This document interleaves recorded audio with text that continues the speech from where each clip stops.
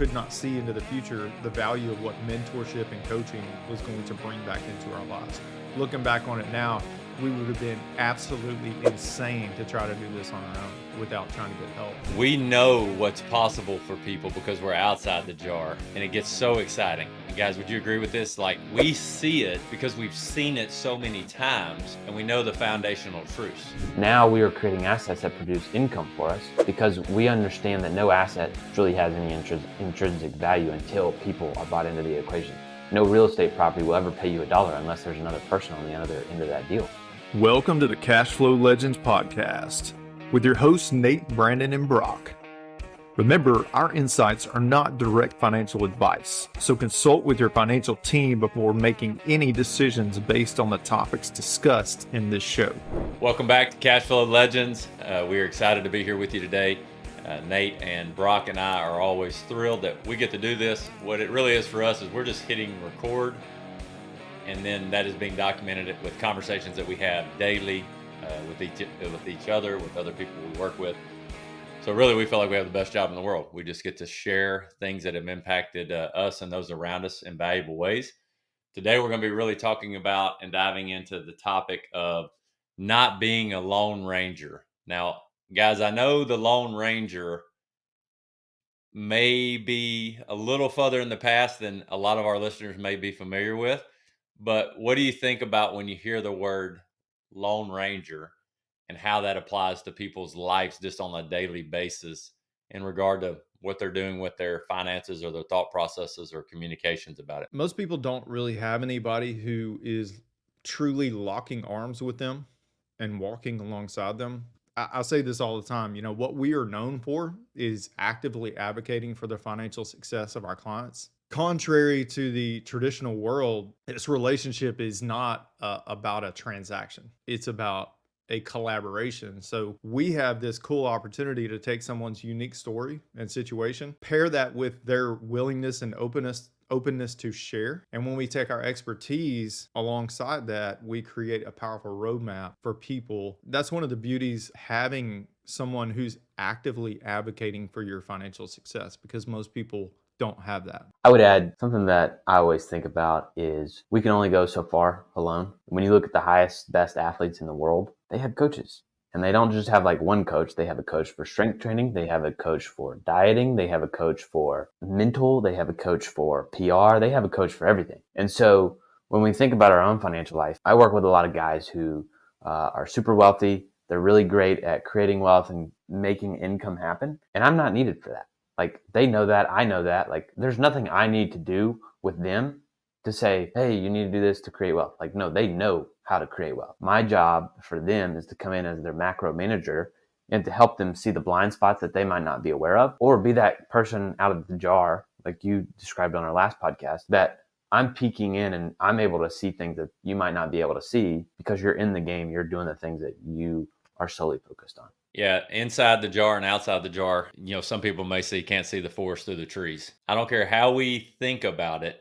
If we really were to evaluate anything that we want to be great at, we can often get so laser focused, we don't see anything else around us that might be a detriment to where we're headed. And we were talking about this before we hit record, in the traditional financial model, and I want this to be very clear, I went through the traditional financial model. I am not speaking on, I think so, I thought, maybe. I did it. I did every single thing that you're taught to do in the traditional financial model based off of what do you think you'll need in the future with all these ifs. And it's also based on no consistent routine of how we're going to evaluate if we're really heading in the right direction, other than maybe one meeting a year. Brandon, I think we shouldn't say traditional way of planning. I think we should say typical way of planning, because the traditional way of planning, if we go back and look at it, is they had defined benefits. They knew exactly what was coming on when they were coming in.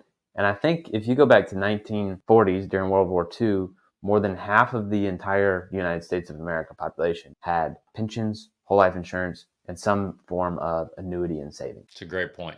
Great point. Typical, when I say that, I'm just thinking of somebody about my age that's only experienced the opposite of what Brock just alluded to. So that's really good to bring out. Because Nate, in our conversations that you, me, and Brock get to have all the time, how many times have you even run across someone that has a pension a guaranteed income, no questions asked, where they're going to have it for the remainder of their working or retired life. It's very rare. It's usually military guys that we connect with that, they still have that benefit once they retire, but that's just about it. And yeah, I think there's a great temptation for all of us at some level to try to go do things on our own. Brandon, I just flashed back to when we first learned about the things that we teach. When we first read Becoming Your Own Banker, as an example, we were ignorance on fire. There was a temptation to go out and try to do this all by ourselves because we could not see past the value, or we could not see into the future the value of what mentorship and coaching was going to bring back into our lives. Looking back on it now, we would have been absolutely insane to try to do this on our own without trying to get help. At the same level, when you are, if the only thing you're doing in your financial life is handing money over to a retirement account, you can't see past that to know what the value of a coach, someone who's actively advocating for your financial success, could actually bring back to your side of the table. What kind of peace of mind you could actually have through that process, because no one really knows what the guaranteed value of their retirement account is going to be when they need it the most.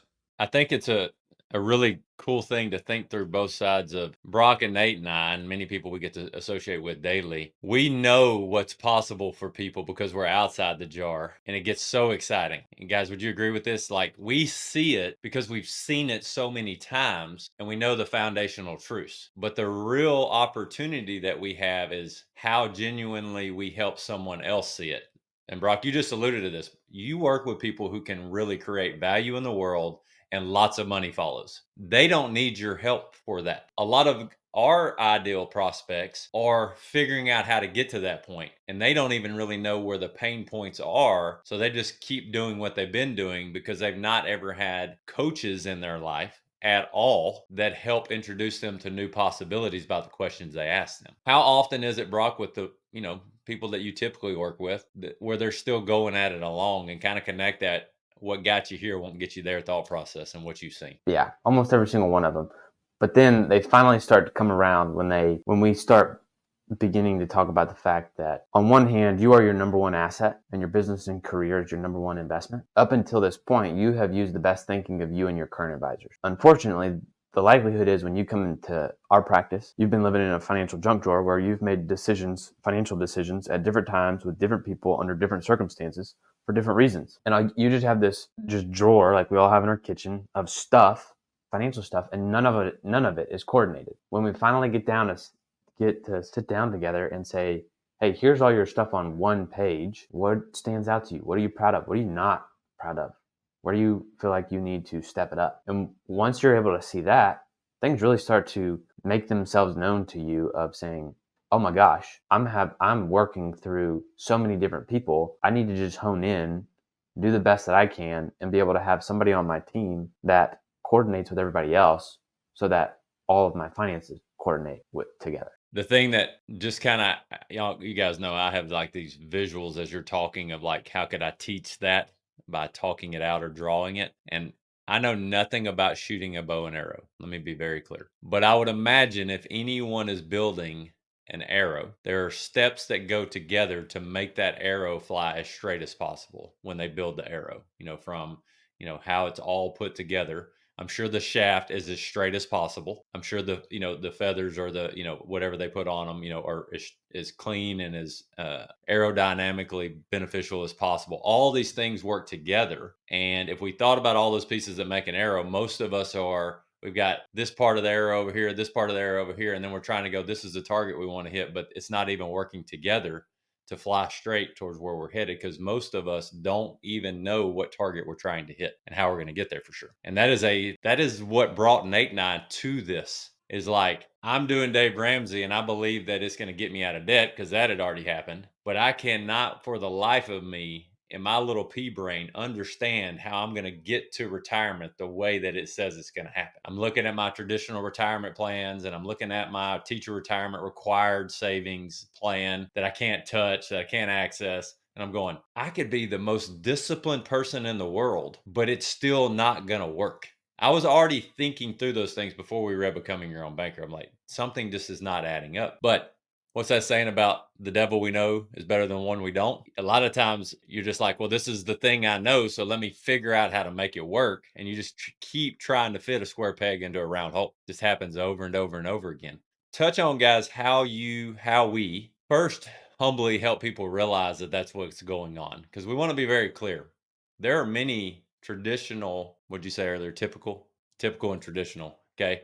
There are many traditional advisors today that are open to being a part of this team that we're talking about. Now, you got to really search for them, but they're out there, all right? But how do you guys help people realize that they've been a Lone Ranger and that's not necessary, and why that's not necessary and the impacts it's going to bring to their life? Arrows are engineered to be optimized for precision. When we think about the strategy and the philosophy around what we do, it's all built around the precision of certainty, control, efficiency, those types of things. And those components, those elements are typically not found in the traditional ways that people are operating. Just from an efficiency standpoint, how many uses are you getting from a single dollar? Most people have never been asked that question. And even when you ask them that question, they really don't fully grasp what that even means.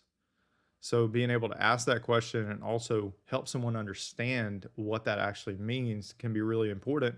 Because let's just use Dave as an example, Dave Ramsey. He does not teach people how to properly apply the principle of leverage in their life. What he teaches people is, if you hear the word leverage, run, because risk is coming with it, and that's not the case. But typically people, when they think about the word leverage, they automatically associate with risk. And we can teach people how that is not the case.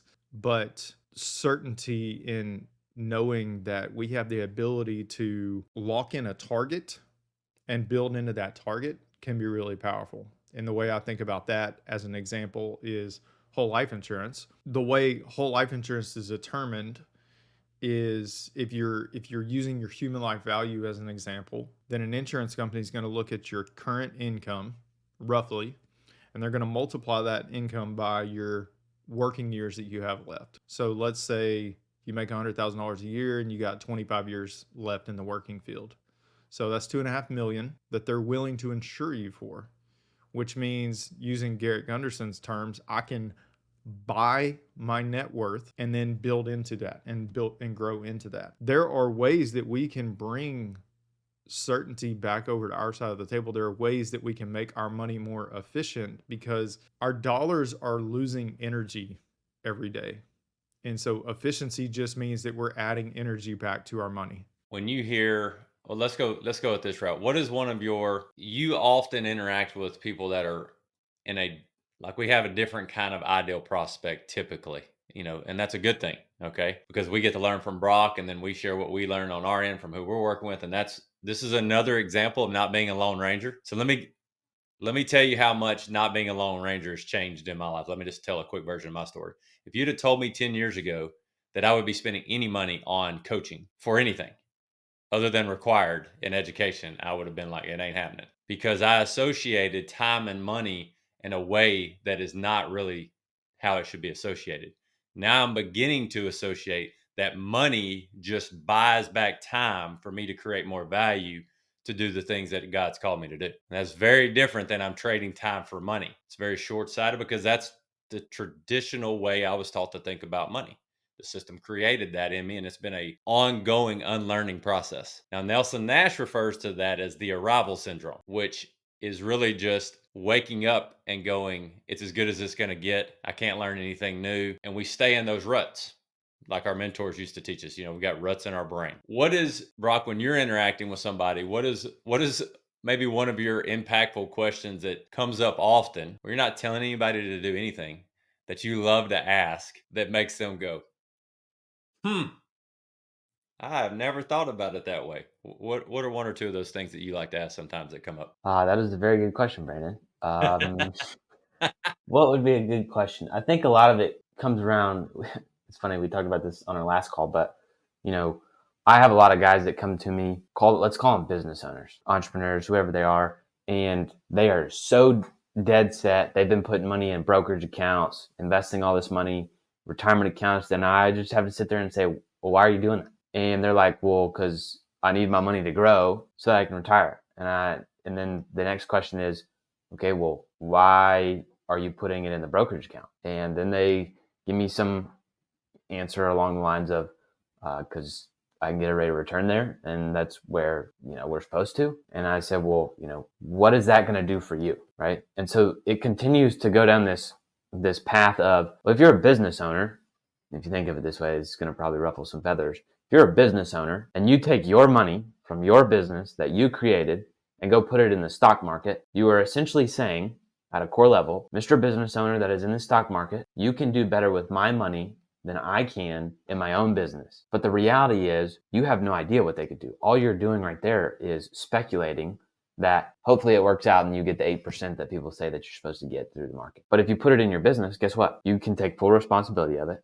You have full control over your efforts in creating that rate of return. You get to see the fruits of your labor rather than just letting it sit in an account and hopefully one day, someday you retire 30 years down the line. But the reality is, I was talking to somebody the other day. More than 70% of business owners get to this notion of retirement and they sell their company. More than 70% of business owners regret selling their business and fall into a massive state of depression.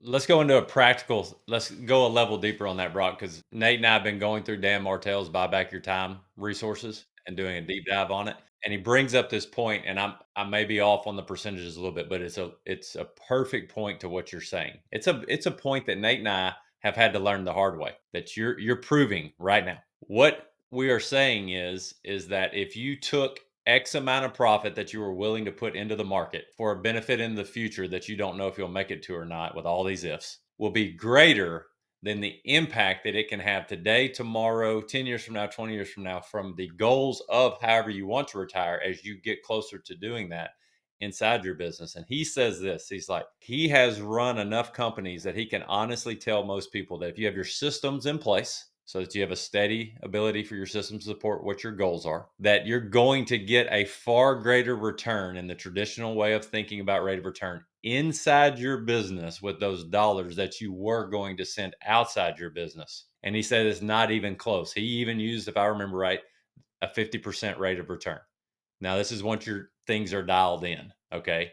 Nate and I couldn't have done that early on because we had no clue the importance of systems, and we weren't focused on getting them dialed in. Now, Nate and I have made a clear declaration for 2024 and beyond that every profitable dollar will go back into the business some way, shape, or form in stabilizing, because we now know we don't want to retire and we don't plan on selling our company, okay? Because it's going to provide the life that we want to live today, not a future life that we hope we get to that we don't even know what we want it to be yet. And I think that's what we're really saying on a practical level is nobody has typically walked through that process. Nobody has those conversations. I think we said this last week, Brock. Brock likes to ask why. We don't have people in our life typically because we have been, I would even say, let's touch on this. Do you think that the system of all things related to finances is created to almost keep us as a lone ranger? Yes. All right, why? There you go, Brock. Why? Why? So the old model is something that I'm working on. So hopefully this makes sense to people. The old model of wealth is you've got 3 stages. Accumulation, where you try to accumulate all this money for a nest egg one day that you can someday retire, and move into these distribution years where they talk about academically, you've got these safe withdrawal rates and 4% rule, all that stuff, to then hopefully have something left over to where you can preserve your wealth to give to your family. The hope, like the notion of being a lone ranger, being taught to be a lone ranger, is the fact that, hey, you need to go get a good job that has good benefits, and you need to put all your money in your retirement plans in a brokerage account. Just only do that, because one day you're going to cancel your term insurance and you're going to have this big pile of money that you created through the stock market, and you are the one who's going to live off of it. It's all about you. And so when we think about the new way, wealth creation, I haven't figured out a name for it. We're talking more about, rather than accumulation, acceleration, rather than distribution, freedom, and rather than just preservation, legacy. Say them again without the new acceleration, freedom, and legacy. So rather than having some sort of idea that we have to get to some sort of nest egg number on our own. Now we are creating assets that produce income for us because we understand that no asset truly has any intrinsic value until people are brought into the equation. No real estate property will ever pay you $1 unless there's another person on the other end of that deal. And so if we can begin to accelerate our wealth, now we're in collaboration with others. Then when we get to a place of freedom, we're not only just getting to this desired result of a nest egg number at the age of 65, we're continuing to live in a place of freedom because our assets are producing this income for us. And we have the freedom to live the way we want, doing what we want, with whom we want.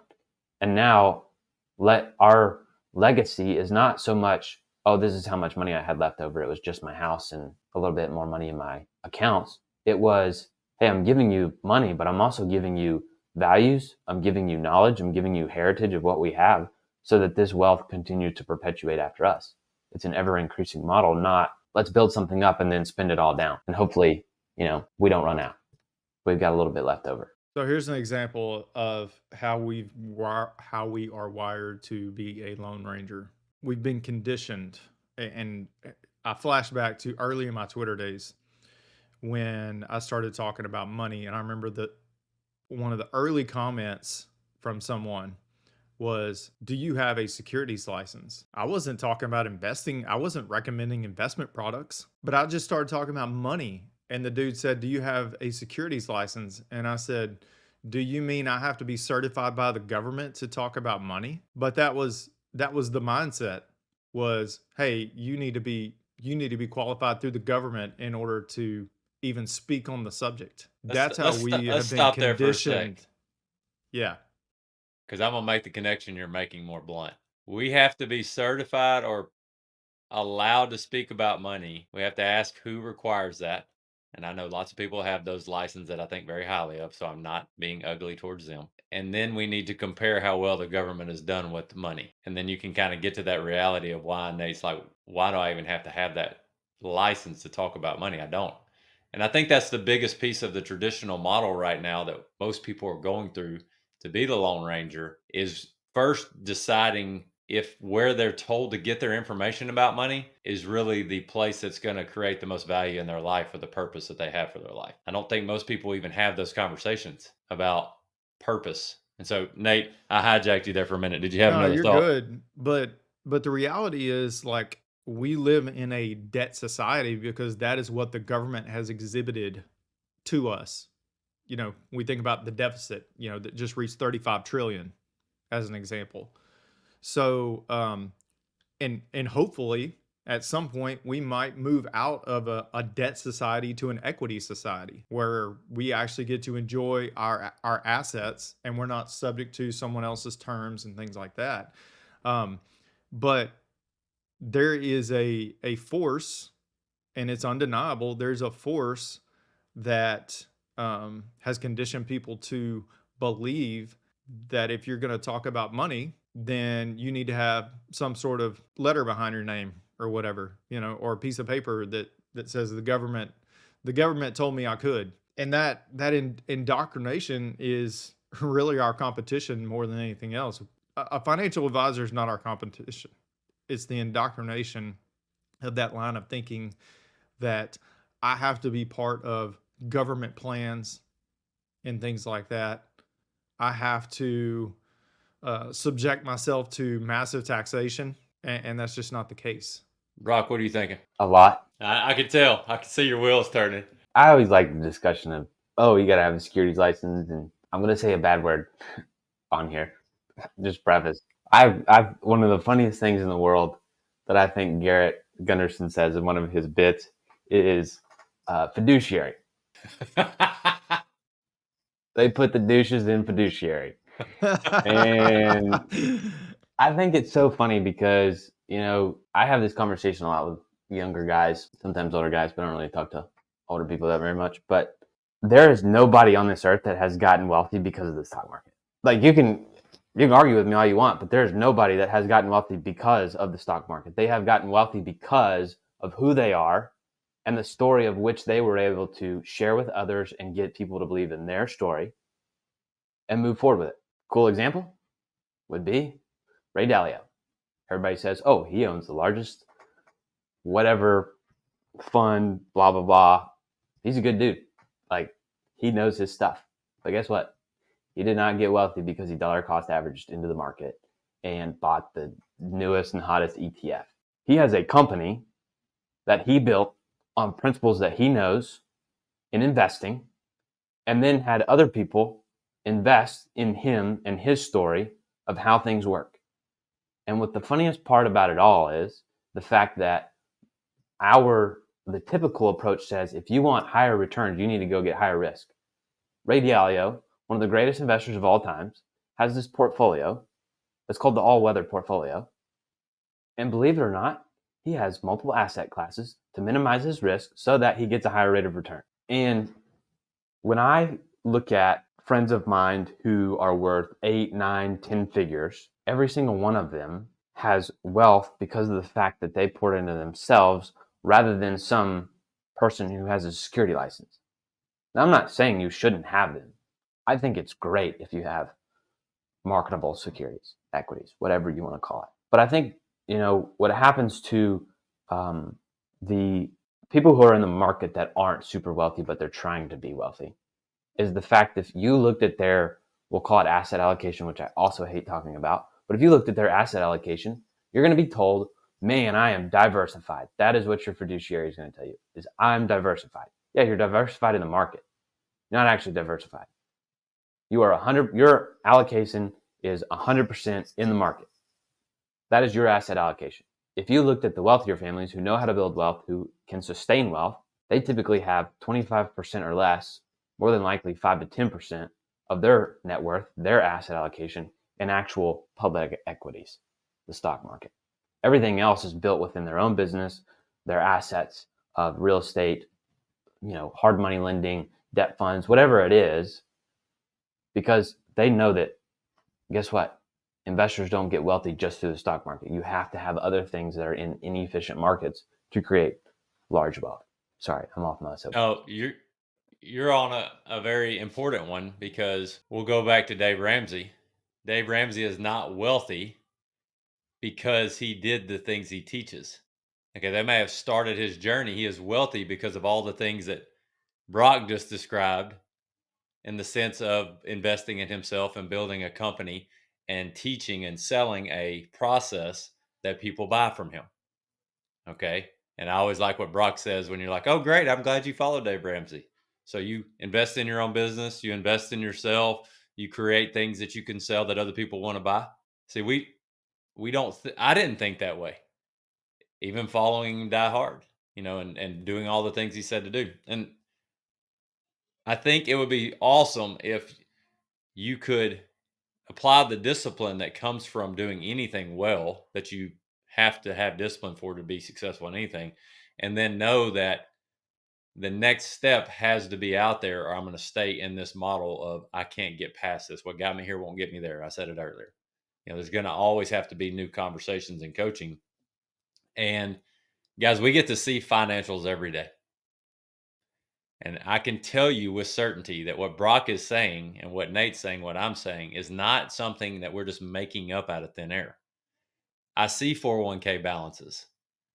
I see what percentage your income gets reduced by if you live by the traditional model 5 years from now, 10 years from now, 20 years from now. And that's in variables that we don't even fully know will or won't be. That's just today's variables.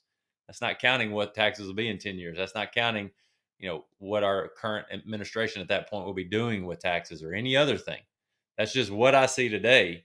Even somebody who has a very successful portfolio in the market, okay, when you really start breaking down what they're going to have to do, assuming the market never goes down, they're taking a hit on how they live today in the future. They're already having to think about, how am I going to live off this reduced income?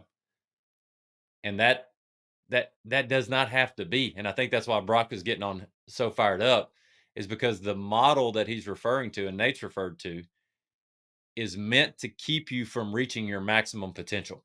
It is designed that way to keep you locked into that game, if you will. Nate, what are you thinking? You listen to the masses and you're always going to be ignorant of some things.